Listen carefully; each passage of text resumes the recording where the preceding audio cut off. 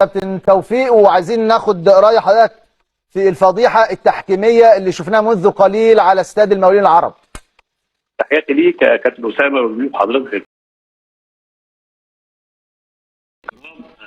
انا يعني الحقيقه ما عنديش تفسير لعدم اكتساب ركله الجزاء. ركله الجزاء سهله جدا واضحه جدا، ركله الجزاء صحيحه لن تحتسب لصالح النادي الاهلي.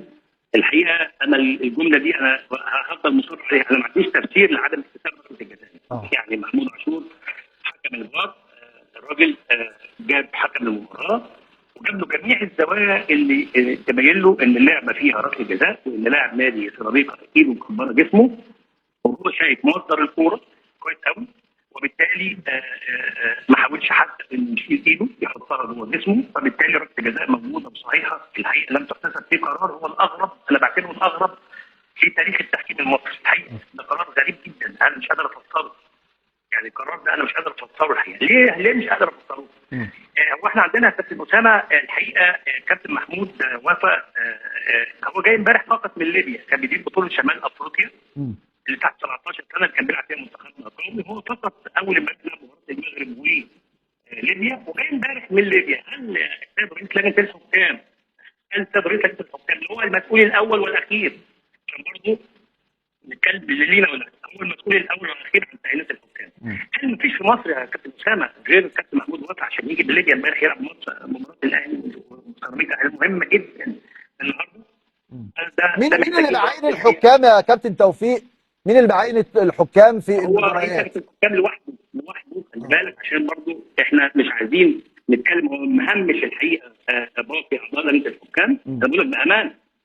طبعا اللي مسؤول عن حكام الفار هو الكابتن سيد مراد، لكن الراجل هو اللي بيعين جميع الحكام، يعني بيعين حكم الملعب، بيعين المساعدين، بيعين حكم الفار، بيعين كل حاجه. هو متولي ملف تعيينات الدوري الممتاز. كابتن توفيق، انا عايز اقف عند جمله مهمه حضرتك قلتها، قلت ان ده القرار الاغرب في التحكيم المصري. هو القرار الاغرب والاسوء في وقت واحد الحقيقه.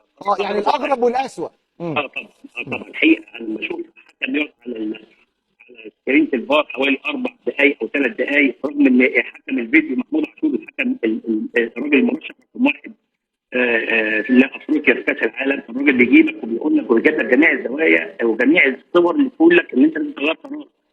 فبالتالي انت ما اقتنعتش بكل ده اللي احنا شايفينه، يعني اللي شايفه محمود وفا احنا شفناه الحقيقه.